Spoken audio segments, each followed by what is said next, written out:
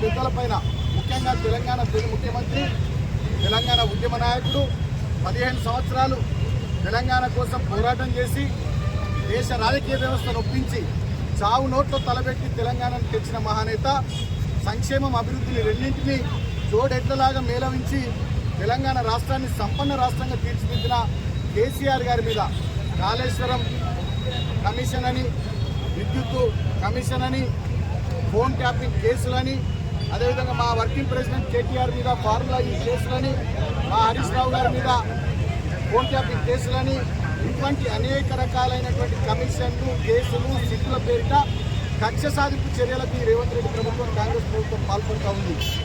ముఖ్యంగా వాళ్ళకు పనిచేసే దమ్ము లేక, పనిచేసే సత్తా లేక, ప్రజలకు ఇచ్చిన మాట నిలబెట్టుకునేటటువంటి దమ్ము లేక, ప్రజల పట్ల ప్రేమ లేక, తెలంగాణ మీద ప్రేమ లేక ఇవాళ కేవలం ప్రధాన ప్రతిపక్షమైనటువంటి బీఆర్ఎస్ పార్టీ మీద కక్ష సాధింపు చర్యలు దిగుతూ ఉంది. దాంట్లో భాగమే ఈ ఫోన్ ట్యాపింగ్ కేసు, దాంట్లో భాగమే ఫోన్ ట్యాపింగ్ అంశంపై వేసినటువంటి సిట్టు.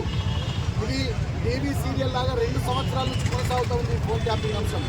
మొదట ఒక సిట్ వేసిర్రు, అది అయిపోయింది, ఇప్పుడు 2వ సిట్ వేసిర్రు.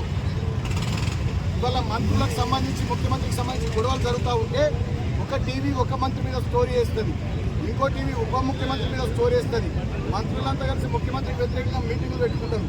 వీటి నుంచి ప్రజల దృష్టిని మరల్చడానికి ఇవాళ ఈ రకమైనటువంటి డ్రామాలు కాంగ్రెస్ ప్రభుత్వం చేస్తూ ఉంది. సింగరేణి బొగ్గు బ్లాక్, ముఖ్యంగా నైని బొగ్గు బ్లాక్ కానీ, అదేవిధంగా సింగరేణిలో చాలా ఓబీ టెండర్ల విషయంలో సైట్ విజిట్ అనే కండిషన్ పెట్టి ముఖ్యమంత్రి రేవంత్ రెడ్డి గారి బామ్మర్ది సృజన్ రెడ్డి రింగ్ మాస్టర్గా మొత్తం 100 కోట్ల రూపాయల నష్టాన్ని సింగరేణి సంస్థకు చేస్తే ఆ బొగ్గు స్కామ్ను కానీ, అదేవిధంగా సోలార్ స్కామ్ను కానీ, ఈ ప్రభుత్వం 2 నెలల్లో చేస్తున్న అనేక రకాలైనటువంటి కుంభకోణాల్ని మా హరీష్ రావు గారు, కేటీఆర్ గారు బయటకు తీసుకొస్తే వాటి విషయంలో నిజాలు ఎక్కడ ప్రజల దృష్టికి పోయి కాంగ్రెస్ ప్రభుత్వం మీద ప్రజలు తిరగబడే పరిస్థితి వస్తుందో అనేటటువంటి భయంతో డైవర్షన్ కుట్రలో భాగంగా ఇవాళ మా హరీష్ గారికి నోటీసులు, కేటీఆర్ గారికి నోటీసులు, కొత్తగా కేసీఆర్ గారికి నోటీసులు. కేసీఆర్ గారికి మొన్న నోటీస్ ఇస్తే వారు ఎర్రవెల్లి నివాసంలో నేను విచారణకు సిద్ధంగా ఉన్నా అన్నారు. కానీ ఎర్రవెల్లి నివాసం కాకుండా నందినగర్లోని నివాసంలో గోడ కతికించిపోయి, అంటే తెలంగాణ తెచ్చిన నాయకుడిని, 10 ఏళ్ళు ముఖ్యమంత్రిగా పనిచేసిన నాయకుడిని, 50 ఏళ్ళు సుదీర్ఘ రాజకీయ ప్రస్థానం భారతదేశ రాజకీయాల్లో ఉన్నటువంటి నాయకుడిని అగౌరవపరిచే విధంగా గోడకు నోటీస్ అర్పించిపోయారు. అయినా కూడా ఇవాళ మా నాయకుడు వ్యవస్థల మీద నమ్మకం ఉంది కాబట్టి సిట్టు విచారణకు హాజరవుతూ ఉన్నారు. ఇది కేవలం మున్సిపల్ ఎన్నికల్లో ప్రజల దృష్టిని మరల్చడానికి, బొగ్గు కుంభకోణాల నుంచి ప్రజల దృష్టిని మరల్చడానికి, ముఖ్యమంత్రికి మంత్రులకు మధ్య జరుగుతున్న గొడవల నుంచి ప్రజల దృష్టిని మరల్చడానికి వేసినటువంటి ఒక చిల్లర రాజకీయ ఎత్తుగడ తప్ప ఇంకోటి కాదు.